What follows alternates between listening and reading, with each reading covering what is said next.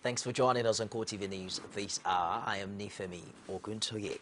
The Nigerian Army says troops have intercepted and arrested individuals who have been supplying Boko Haram terrorists with hard drugs and other stimulants. Army spokesman Colonel Sonny Usman said in a statement that they were picked up between Depchi and Gaidam in the northern part of Yobe State on Tuesday.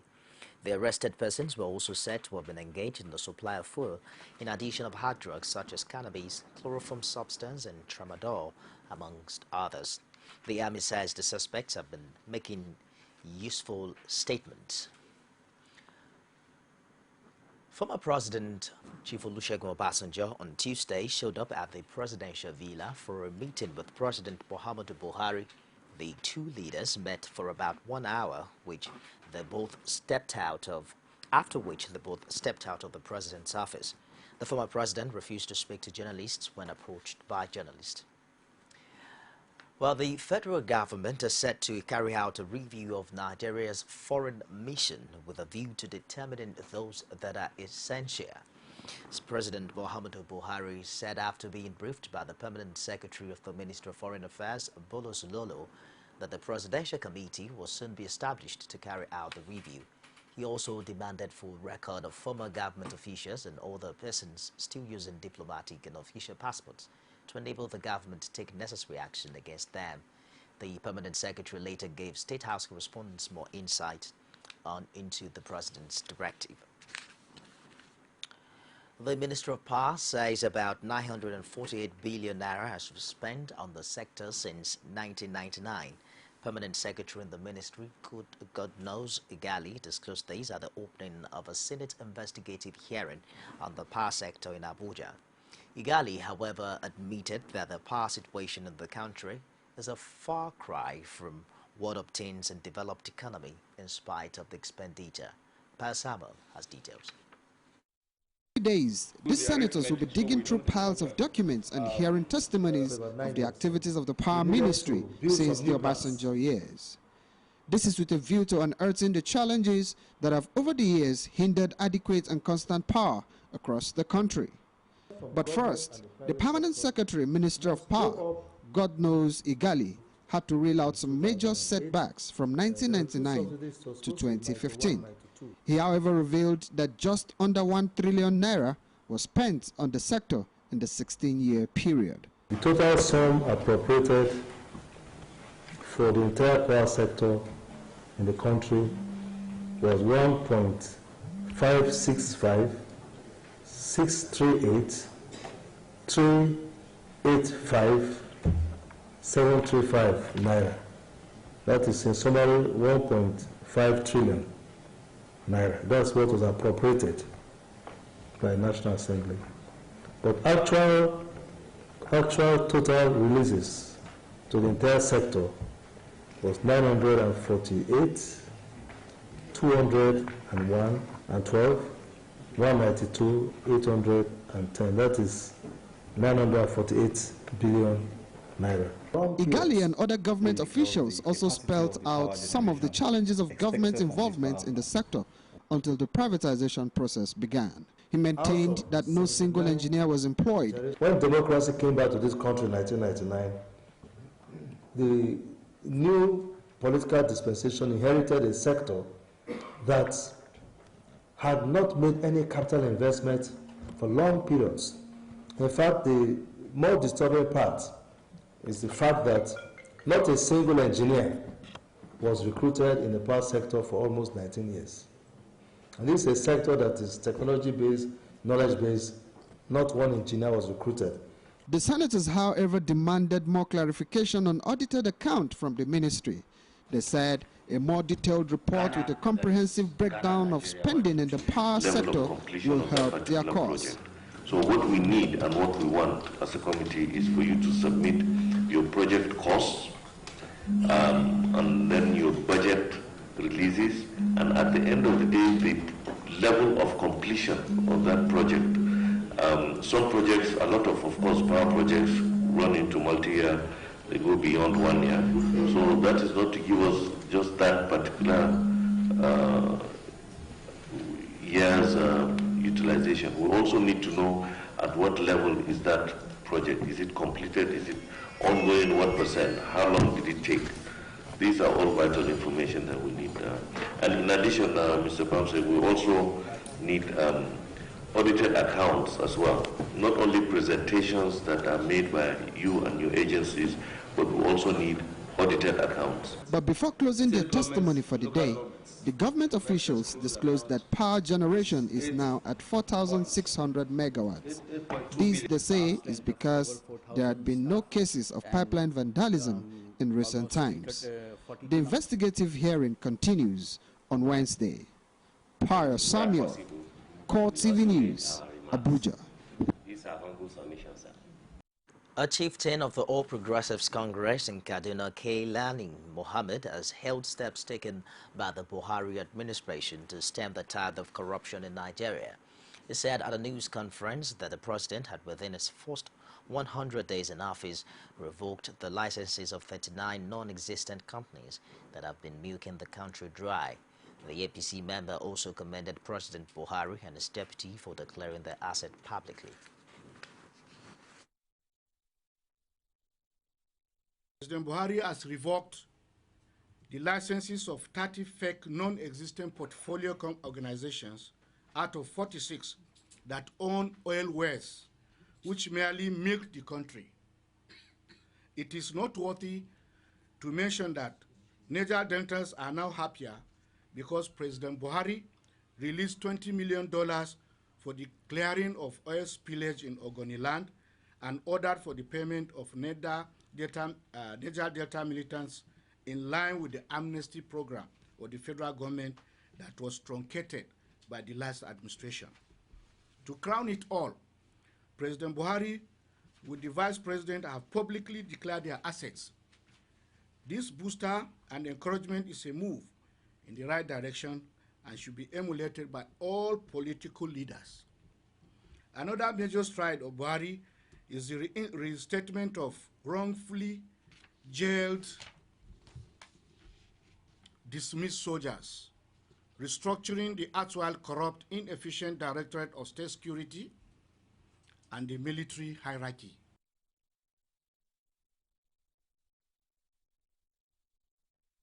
Inspector General of Police Solomon Arase has ordered an immediate clampdown on individuals or groups inciting violence and social disorder across the country. Police spokesman Olabisi Kolawale said this in a statement issued in Abuja.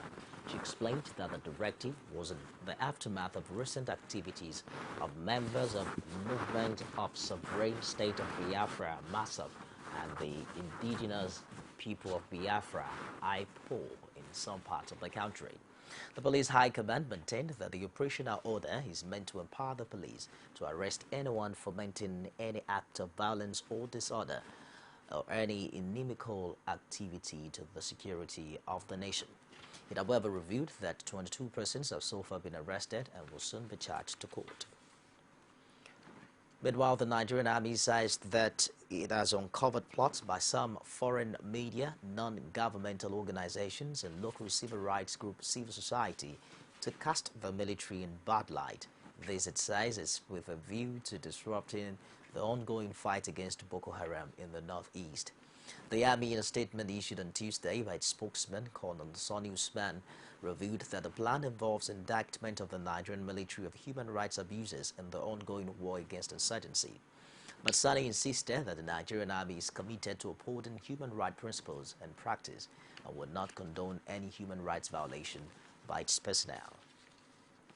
We'll take a break now and I'll be back with more stories. Don't go away.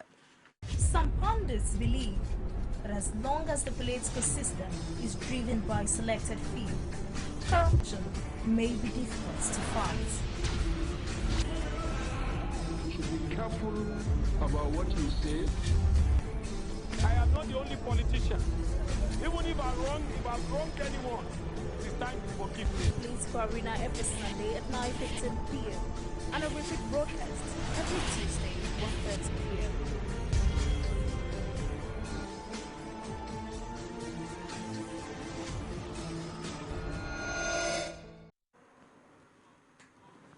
Check out for more on our social media platforms on CoreTV News. On Facebook, it's facebook.com/CoreTV News. And you can also follow us on Twitter at CoreTV News NG. View us live by YouTube on youtube.com/CoreTV, leave a space at news.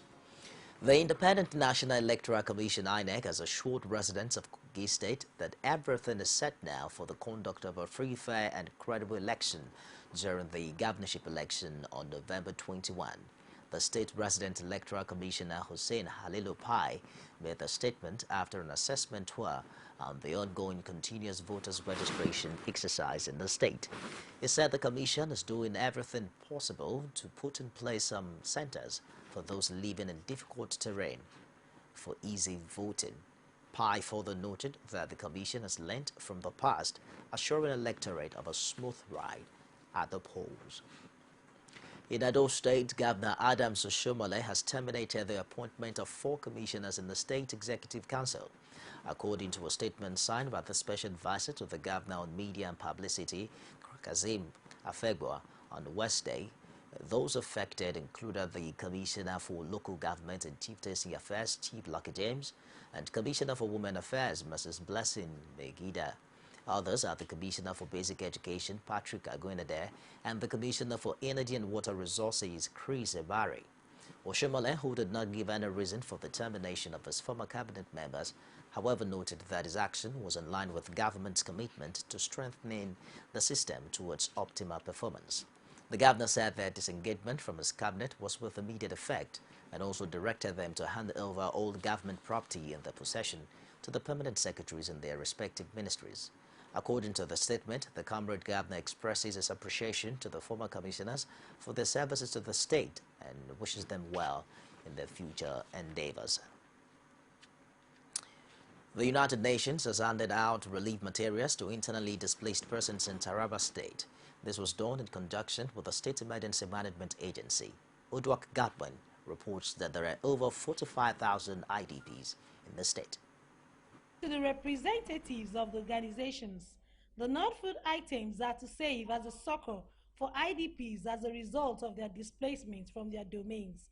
They disclosed that the affected persons who fled insurgency in other parts of the northeast are over 50,000 and are scattered across the relatively peaceful Taraba state. We are targeting initially 150 households today with non-food items. You can see that there are different categories of IDPs in Taraba State. We have those who are displaced because of insurgency from neighboring states, and then we have those who are displaced because of communal crisis. So this one we're initially targeting the ones that were displaced because of, insurgency in the northeast. Because the situation is so pathetic, and with the government cannot handle it enough. That is why we have to invite other partners to partner with us to assist them. We have given them support in several ways. We have been visiting them, and when we get other partners from outside, we bring them to them so that they will partner with us to see that we meet their needs. While distributing the items, the emergency workers expressed grief over the situation of the IDPs and expressed hope the security situation will improve soon. In accepting the gesture, the beneficiaries expressed their gratitude. My sincere appreciation goes to the UN and the state government for their support and accommodating us. Despite our numbers, may God greatly reward them. And we pray that may God strengthen the effort of the UN and the Red Cross for their assistance and help being rendered to us. While calling for collective prayers from Nigerians for an end to the Boko Haram insurgency, these IDPs from Borno and Adamawa State also want Nigerians to extend helping hands to them. Udwa Godwin, CoreTV News, Jalingo. It's good news for workers in Osun State. They might just be heaving a sigh of relief, as the state governor, Rauf Aregbesola, has announced his resolve to pay all the outstanding salary arrears before the end of the month. Governor Aregbesola disclosed this while speaking at a public event in Osogbo, the state capital. He explained that his administration is committed to the welfare of its workers and reassured that the 8-month salaries owed them will be settled before Eid-el-Kabir festival.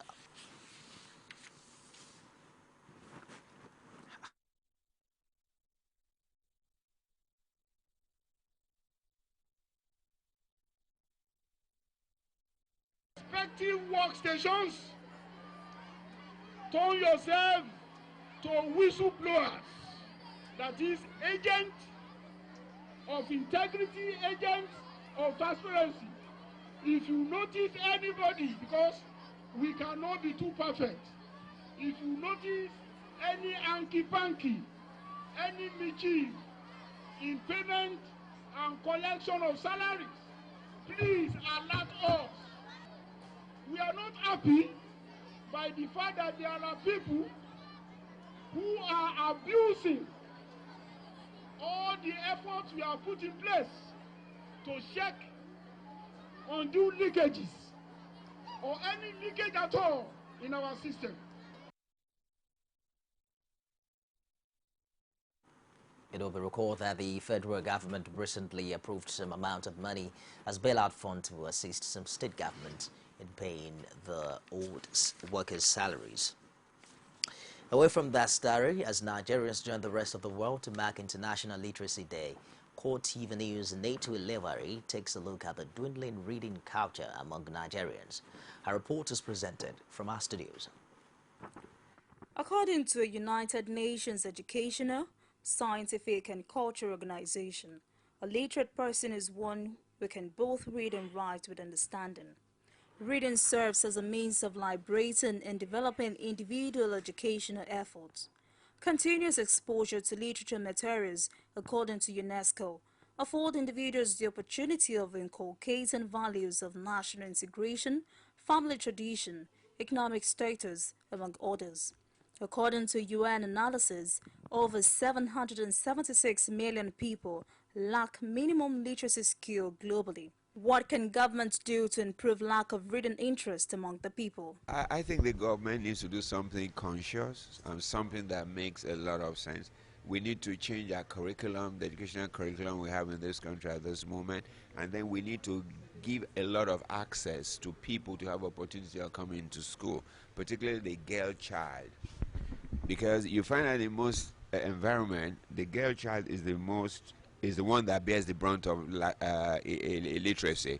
And so we need to make conscious efforts, and then we need to break down barriers, which is what the government can do, dissuade people in thinking that education is wrong, or when you get educated, it takes you out of context with the society or political with family, and also look at cultural situations and then make that situation better so that people understand that to be educated or to have a bit of level of literacy does not detach you from family or from culture.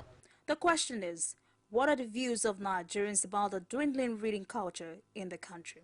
I could see my little cousin. I used to underrate him. I mean, he's barely 6 years old, and I gave him a test. I got the shocker of my life. I gave him a full-page note to read, and I got a serious shocker. He'll be 6 next month. I mean, at my time, I can't even boast I could read at that age. No, really. Because even from school, afterwards when they go to school and they come back, many parents are not at home to even be with them to encourage them. Many are with housemates, maybe their grandparents or somebody else. It is mostly the rich that have teachers coming in. Formerly, in the public school, it has increased now because of the kind of government that we have now that are serious about education. But in the private sector, it has reduced. Why? Yeah, because most of the private sector, they go into the educational system because they want to make money. Basically, I believe that we can still go a long way to improve our reading culture by trying to streamline and guide our kids, our youth, into reading effective materials that would, that will impact their life positively. But in the total sense of it, I believe the reading culture has improved a bit. Nigerians like reading, and they would really love to read if they are being encouraged to read. By giving a conducive environment, they will actually read. Most times you see them with on social media, with phone and other stuff. They don't read these days, like our days. As Nigerians continue to blame the rising influence of social media for the poor reading culture in the country, suggestions to government are a review of existing school curriculum to make room for compulsory reading among students and tapping into the positive potentials of the social media as a way of regulating the reading culture across the country. Integrity is an essential part of growing any business, and this virtue will ensure the survival of business ventures even in tough economic times. This was the thrust of the 2015 annual lecture organized by the Chartered Institute of Personnel Management of Nigeria in Lagos. Our correspondent Emmanuel Ajayi was there and brought back this report. Leadership is the key to business growth. It is in this light that the Chartered Institute of Personnel Management of Nigeria, Ikeja chapter, organized our 2015 annual lecture with the theme Inspiring Leadership. The Ikeja chapter chairman Ifeoma wants to emphasize on the importance of leadership in any given establishment. When we know that we have an inspiring leader, what makes a leader inspiring is when the leader inculcates integrity in his style of leadership above all things. So when we have an integrity-driven leadership, then the leader is inspiring. For his part, the former Nigerian High Commissioner to the UK, Christopher Kolade, affirmed that any business running without integrity and corporate governance will not stand the test of time. And with the current administration of President Muhammadu Buhari, the imports of integrity cannot be thrown in the trash. There is nothing about corporate governance, about integrity, about anything like that, that human beings cannot practice. The lady that was recognized there today for returning those monies that she discovered, she is an ordinary human being like all of us. But from inside her, there is something that said, you have to be faithful, you have to be honest. Those are values that everybody can practice. I'm particularly happy at this particular point in time, which is a defining moment for us in our country, where we have made a significant change in leadership. And what is significant about it is that for the first time in the history of Nigeria, the people have made their voices heard, and they have elected a leader of their choice. And one of the key drivers was ethics, and one of the key drivers was integrity. Some of these participants have this to say. Before now, people see corporate governance as a core responsibility of leadership, but definitely it is more established in today's talk that it's all encompassing. It's cross across the organization, it's passed across each level, and we all have to take responsibility for our actions. Integrity, honesty, and being straightforward in whatever you're doing as a HR person. As an excellent example that integrity pays after all, a former cleaner at the Muritala Mohammed Airport, Blessing Ugo, who returned the missing sum of 12,050,000 naira and who was commended, believed that her act was the right way to go. If I follow how my family be, I'll took it. But the way they train me, no matter I was 80 months, my parents died. Both my father and my mother died. But the way my stepmother trained me, I should not take anything that does not belong to me.